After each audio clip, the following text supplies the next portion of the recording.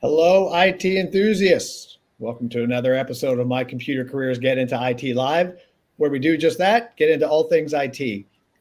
Great to see everyone today on Friday after a weekend. Hope the short week's been a good one if you had a short week. Otherwise, I hope jumping back into the work week has been good after the holiday. We are excited today to talk about a very hot topic with a gentleman who is an expert in the area. A perfect resource to tap into to discuss the AI job search. So before I get into the details of that, little housekeeping just to let you know, the comments are open. So if you have questions, if you're a job seeker, if you have any questions at all for our guest, drop them in there, talk to each other. We will do everything we can to ask those questions, answer those questions, and get them posted. So please, this is much more fun and it makes for a better program when we have some engagement. So feel free to jump in and we'll have a little fun there. Caitlin is in the comment area, so she'll be monitoring that.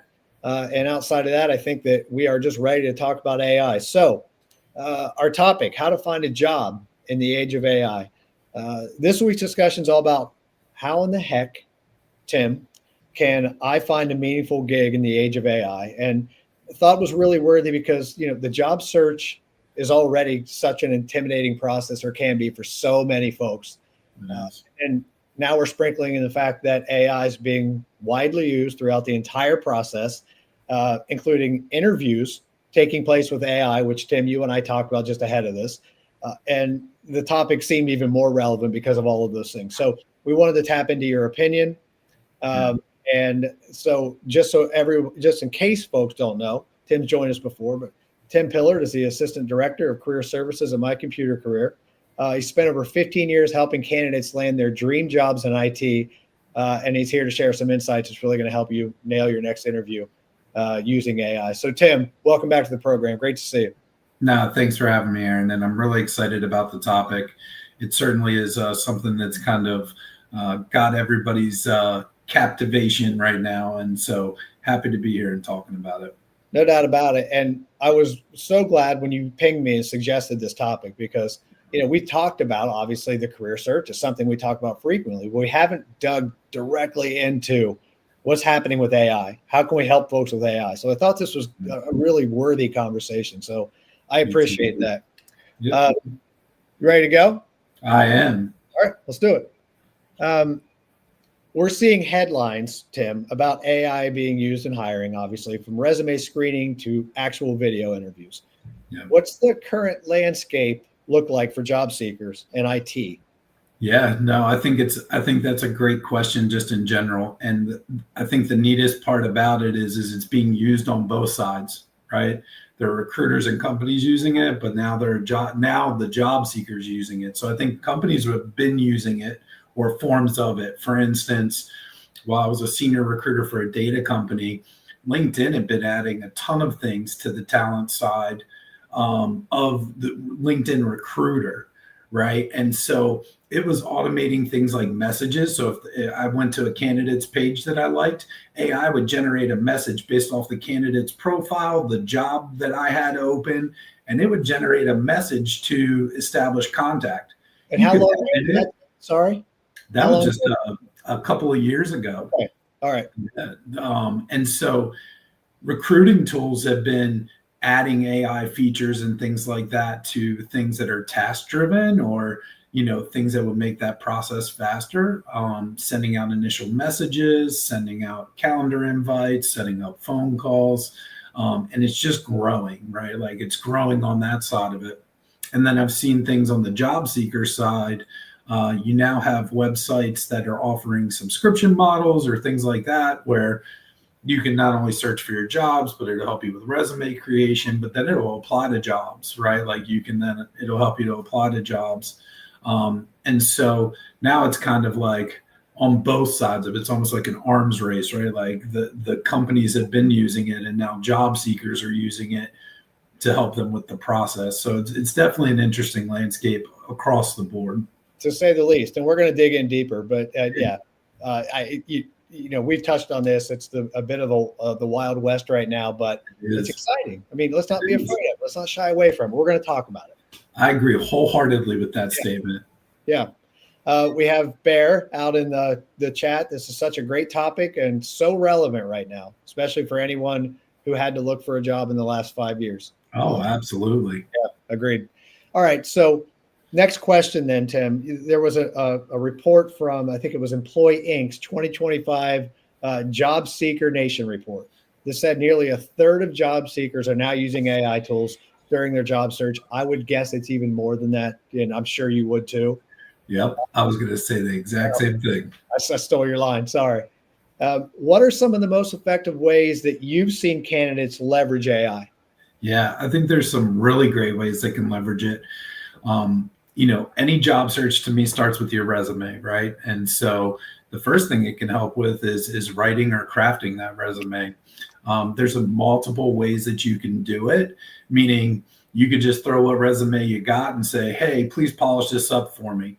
The one thing that I've learned about AI is that it's really about learning how to give it the prompts that you want, right? So it's asking the right questions. It's telling it to, being specific about what you want it to do. In addition to that, the way some of the job seeking sites that are using AI are doing it is it's saying, hey, take this job description, take my resume and fuse it so that it makes it better, right? And so it'll scan both of those items, and then it will come up with the best way to present it. Again, I would say the most important thing on that part of the process is the prompts that you give it, the questions that you ask it, what you're asking it to do. So being specific with it is really, really important.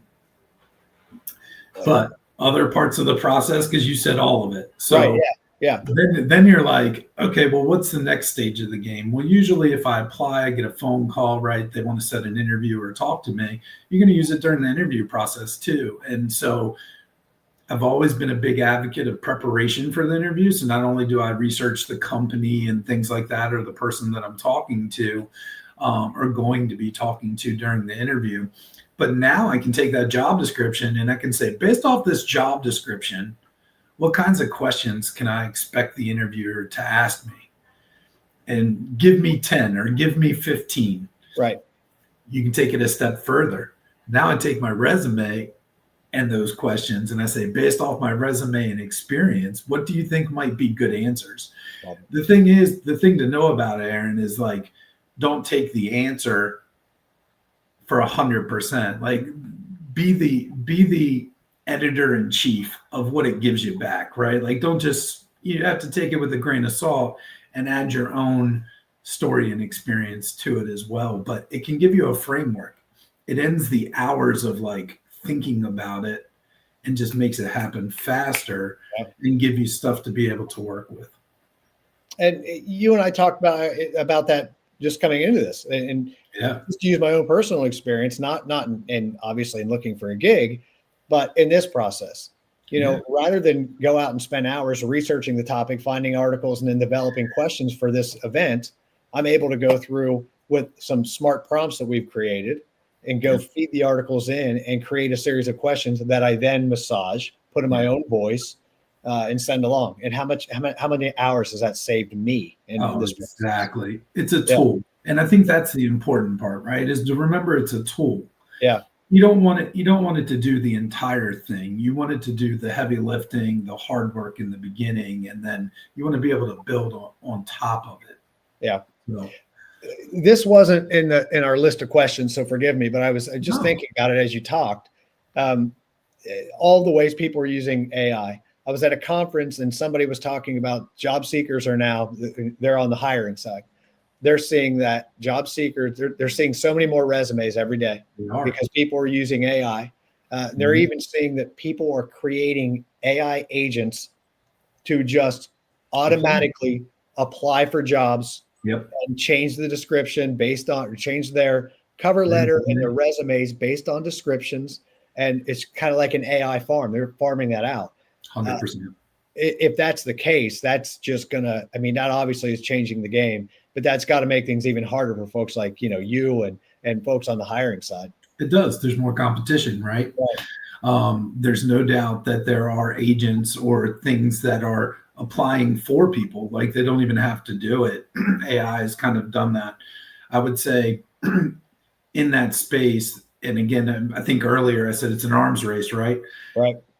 What you start to see is like if I just throw my resume into ChatGPT and ask it to help me create a resume, is there certain formatting that AI will use? Like, so for instance, it'll categorize something and then it'll list parts of that category after it because it thinks logically. Sure.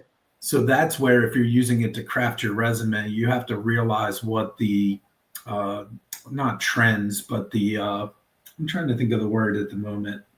Um, sorry, I draw a I blank. realize kind of what But basically, like it has a pattern. It has a pattern, and so recruiters are going to be trained, or the company's HR is going to have AI that's going to look for those specific patterns and go, "Oh, this is AI generated. Oh, this is AI generated." Right? And so that's where, to me, the personal side of it, of being able to look through that resume, say, hey, you can tell this is ChatGPT written because of this, right? Or, and so eliminate those things from the resume. But yeah, it's definitely going to be tricky and it's going to be on both sides of it, right? It's like, hey, the job seeker can use it to apply. Well, how are companies going to respond to that so that we can identify when that's happening? Got it. Got it. Makes really good sense. So let's talk about those scaries a little bit. You know, a lot of our viewers are just starting their IT careers. They are. What should they know about the AI screening layer before they even talk to a recruiter, a human? Yeah, that's a great question. What they should know is it anything that you're using AI for, the person has done previously, right? And you're just trying to get rid of tasks that are repeatable and things like that that are easy that can be done more efficiently. So a long time ago, 10 years ago, recruiters had to read every single resume. And when they did it, they scanned the resume for keywords. Well, I can teach AI to do that for me, right? And so then it's just a matter of telling it what words I want it to look for, right? Like what are the most important things related to this job? And so AI is doing that ahead of time, and then it's going, hey, this is based off of your requirements or your search parameters. This resume looks to be the best, and then it'll rank it, right? And so it'll say, okay, hey, look at this one, look at that one next, look at this one. So it'll give you an order if you wanted to. Not all systems are maybe that complex or advanced, but there are ones that can do that. And so I think the thing to understand is that the qualifications, like meeting the qualifications, years of experience, things like that, are somewhat needed. But then there are key things throughout a job posting or a job description, and it's understanding how to know what that is. Not every skill that is listed is one of those things that are most important to the employer, and so it's understanding which ones are the most important ones to meet. Tim, you've mentioned being authentic and using your own voice a couple of times already in this discussion. So, I think that that's really important for folks to remember, if nothing else, in this conversation. So for that one person out there who's really nervous about AI in the hiring process, maybe overthinking it or trying to figure out how to get past that digital gatekeeper, what's your advice for maintaining, authenticity and while still working through that kind of digital, I guess, gatekeeper? Yeah. I think the thing to remember, say, for instance, with a resume, is I can ask it to help me create my summary, right? But does it really reflect who I am, right? Like it can be good at shortening it or abbreviating it, but making sure that you're still telling that story, and don't let it do everything for you. Be that editor, read over it, understand who am I as a person, right? Like, does that sound like me at all? Right. And so if it sounds like somebody completely different, it's probably not written the way you want it to be. Right. Like, so you need to make sure that you're adding parts of you to every step of the game. Right. And so even if you ask it to give you an idea of answers on an interview question, if you read the answer and you're like, that's not me at all, then change it, right? Yeah. Like, give it another prompt. Say, you can still have it help you. Say, hey, I'm really passionate about X. Can you include that in the answer? And then see what it says. Like, continue to like flesh it out until you feel comfortable with it, until you feel like it aligns with who you are. And so I would say just remember, it can do a lot of the work for you, but don't let it do all of the work for you, and to keep who you are at the center of it. And I imagine if AI is spitting out an answer or an idea that doesn't sound like you at all, and you go into the interview and you try and replicate that, then it's going to be kind of disastrous, because you're not going to be comfortable. You're not going to feel like yourself. That is 100% accurate.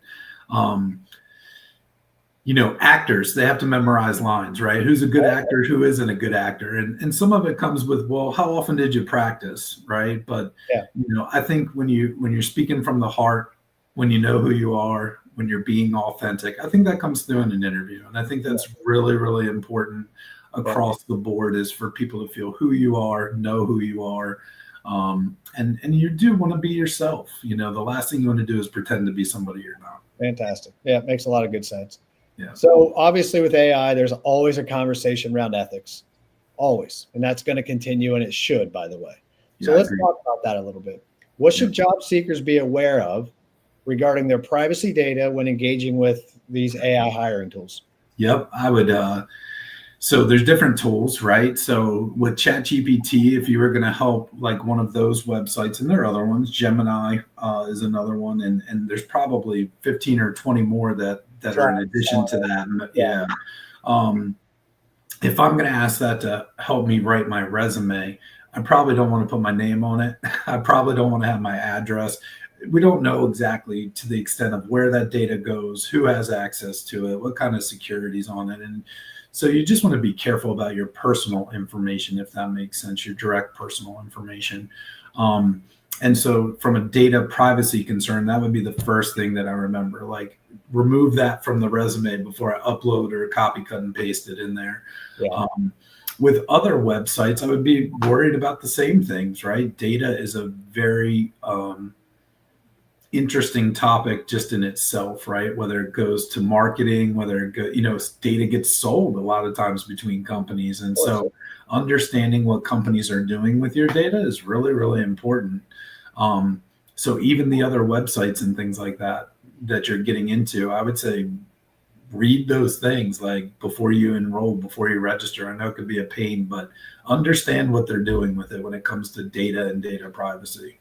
So honestly, if I'm hearing you correctly, Tim, it's not unlike any other way you interact with technology these days. You just have to be aware that you have to be extra cautious and read 100%. That's right. People are trying to get data from everything, from your cell phones, Facebook, Snapchat, you name it. Data's the thing behind it, right? Yep. We got Bruce. Thank you, Bruce. Yeah. Tim said this is great info. So there you go.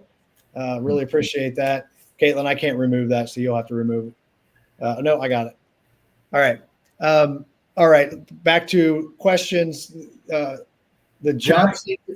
Can I go back to the ethics one real quick? Because we mentioned the data privacy. The other thing to realize on the ethics side of it, Aaron, is that there are things considered like AI hallucinations, like meaning like when I ask it to help it write my resume, it may put things underneath your job that you've never done. Yes. And so you have to read over those things, because it's not ethical to say you did something when you didn't, right? And so there are some other ethical concerns when you're using it as the tool side of it, to where I was saying kind of you have to be the editor in chief, and you have to be able to say, I stand behind this in the end of it, right? And so just thoroughly reading the things that you're asking it to do to make sure that it's representing you the right way. And I think there's an ethical component to that. That is an excellent point, Tim. Talking about on the job seeker side, there's ethics that you have to follow there as well. It's really interesting you brought that up. I was working on a project this week, and there was a lot of copy, and I was using AI to help. And I even said at the beginning, any facts, make sure that they're cited, make sure that you're using statistics and everything else. And it kicked back a story or an anecdote that was completely made up. And I just highlighted it, and I said, where did you get this? and it actually came back and said, "You're completely right. This is fabricated. Let me go back and adjust." So Yep. if you're not reading and paying attention, then that's on you anyway. That's correct. Yeah. So just be mindful of that too. Yep. All right. So this job seeker report, it was released recently, mentioned 66% of respondents felt burnout from job searching, which I'm sure that you're well aware of. Yeah. How can AI help those folks be more strategic rather than just casting this wide net, spray and pray? Lots of different ways, right? From saying, asking it if they feel like it's a good job for you, right? Like saying, hey, based on my experience, based on this job description, and do you feel like I'm a good fit? At least get an opinion. I'm not saying take its word 100%. I mean, it could be wrong. Yeah. But I think it can help you from aligning your skill set, aligning your past experience to say, hey, the transition I'm trying to make, what makes the most sense, right?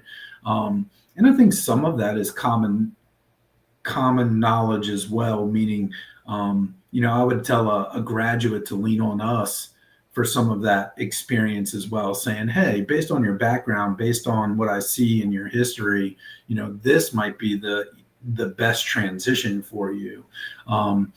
We work with a lot of Army veterans and things like that of that nature, and they might have been in the field working with their hands, with equipment and things like that. Well, field tech role might be the easiest transition into IT, where they can continue some of that and build off of that skill set. Other people might have a skill set of working with data and analyzing it or doing some sort of analysis with it. Well, might be a help desk analyst role that would be the best fit. And so a lot of times I think it's understanding your current skill set and where you're trying to go and building the easiest path to get there. So the idea of being more strategic is a great one. Yeah. Rather than just going wide, but it requires more effort. It does. It requires you to spend a little bit more time. But again, as part of this discussion, that's why we're here. That extra time can be minimized with the use of AI and AI. 100%. Yes. Yeah, it is definitely a tool that should be used. And the thing is it's going to help you even after you get that job, Aaron. You were just talking about how you used it. Right. I use it almost every day at this point, right? For different things, a second set of eyes, an idea generator,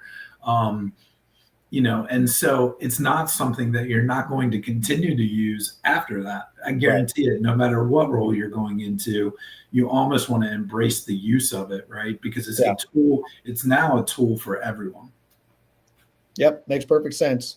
And this next question I have that we've kind of looked at, the arms race between employers and candidates, is AI creating that? I think that if you don't, unless there's something you really want to say here, I think we'll skip past and kind of move to the next points because it's more directed to the folks that are looking for gigs. But if there's anything you want to say around that, obviously just let me know. I'm good. All right. So Fast Company, again, want to make sure we're citing where we're pulling some of these things. Yeah. Reported 58% of job seekers still trust human HR professionals more than algorithms. How do you advise candidates to balance tech-savvy approaches with genuine human connection? Yeah, I think it's a really tough question. And what you hope is by the time you get to the phone call, you are dealing with a human, hopefully. And yes, there are some interview platforms that are AI generated, but usually there's still some human interaction after that. So they're using it as tools to help them through the screening process. But you would hope that there was a hiring decision, a human interaction prior to being hired. But how do you balance it? I think you just have to know how to work with it when you are interacting with it, and you treat it like it's human almost. Yeah. That's the best way to do it, right? Like in my head, if I'm trying to use AI as a screening tool or to help me with my hiring as a company, what I'm training that AI to look for is human interaction, right? And good human interaction, right? And so I would say, even when you're dealing with AI, you want to deal with it in the most human way that you can. because ultimately that's what you want to come through, right, to the employer. And not to interrupt you, Tim,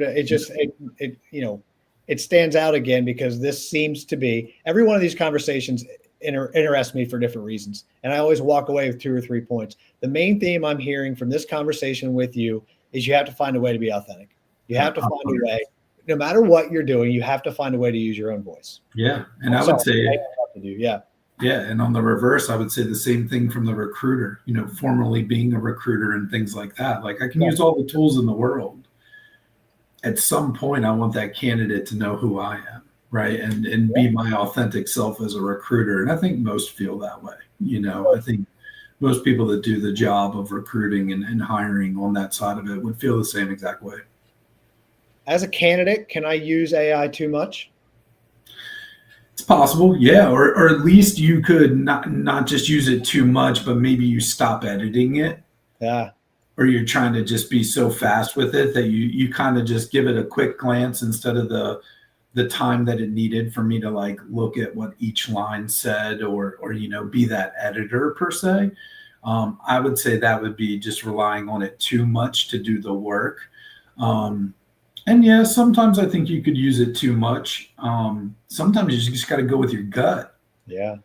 Like you see a job posting, you're like, man, I love that job. You don't have to throw it into AI to see if it's a good fit. You just go, hey, I really love this about the job. When I look at that, I see that. And don't use AI. Say, hey, I'm a pretty good match for this automatically. Like, it doesn't 100% have to be crafted every single time. I've heard, just speaking of the human approach, just thinking out loud again, when we've had roles in the past on the team that have been open to the public, we've had people apply and then we'll send me or the hiring manager a direct note. And I'm sure that, you advise that as well. Sure. But that person the ones that are very smart are very brief and say, I applied, I'm interested. It looks great. I'd love to continue the conversation. And those folks do stand out. And it's that extra. 100%. Matter of fact, the crazy thing, Aaron, is the AI platforms that are helping people job search are doing those types of things in addition to the applications, right? It's crazy. Yeah. It is. But no, I agree. There is a very human element, and you're 100% right in terms of the follow-up process and things like that people can do. It can be overwhelming for the recruiter sometimes because you do have 800 applicants, 1,000 applicants to one job posting, right? And so 1,000 people are reaching out trying to connect. That can get a little bit hectic.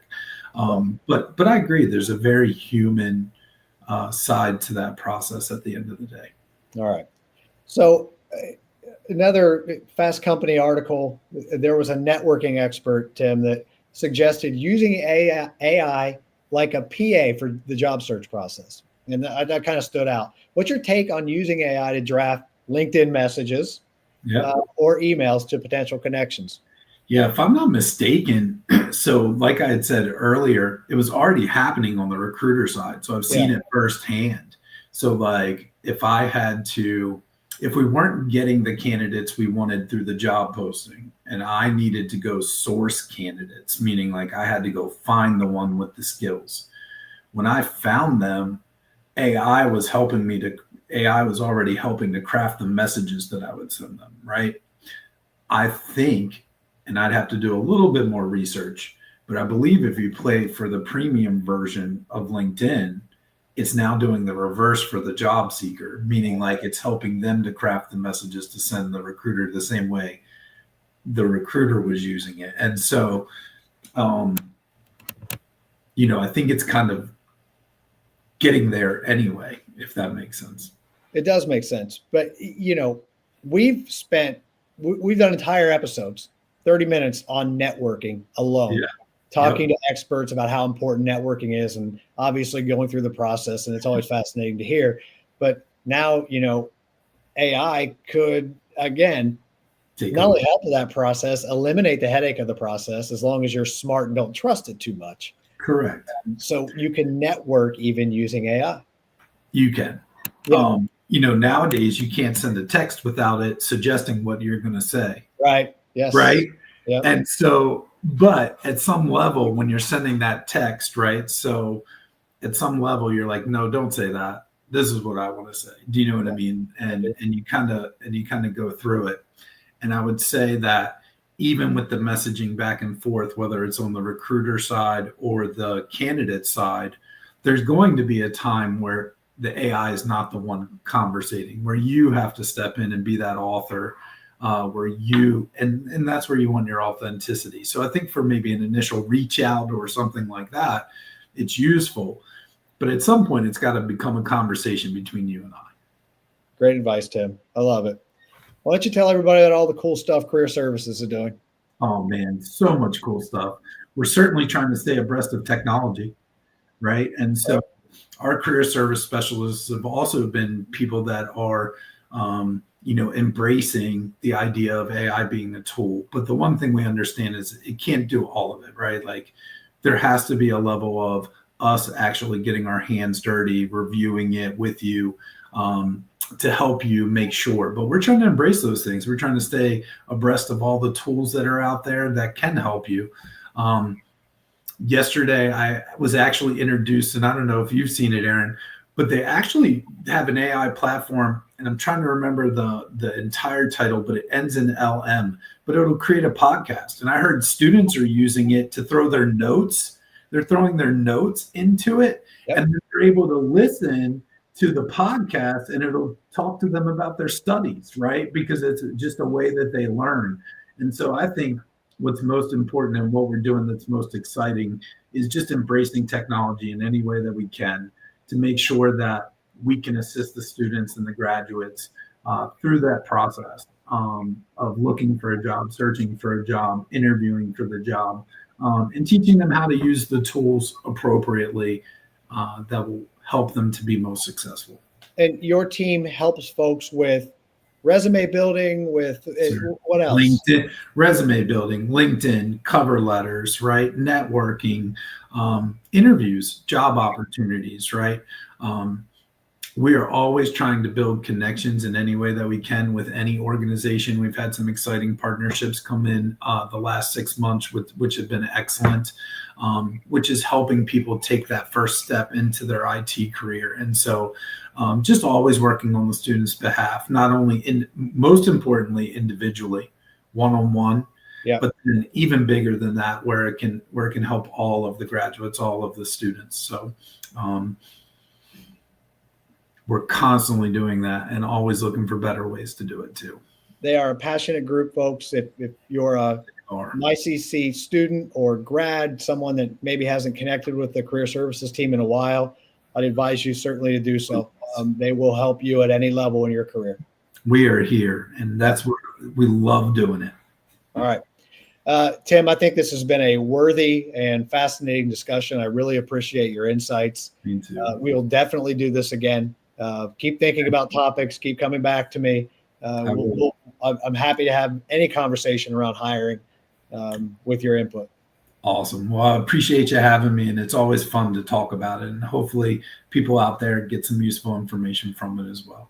I'm sure they have, and even if it's one person, you've done your job. Certainly. Rick, great to see you, buddy. Glad you're here.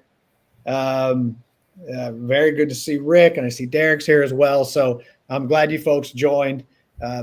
We will obviously be here next week for everybody who is interested. We're going to be joined by the CEO of NC Tech, and he's going to talk about speaking of careers, the state of hiring right now in IT, not only in North Carolina, but also across the country. So they're going to be releasing their June jobs report numbers, and we're going to tap into that a little bit, and it's going to be a great discussion. So if you're interested in what the IT landscape actually looks like and if you can get a job, tune in. That'll be an honest discussion about it.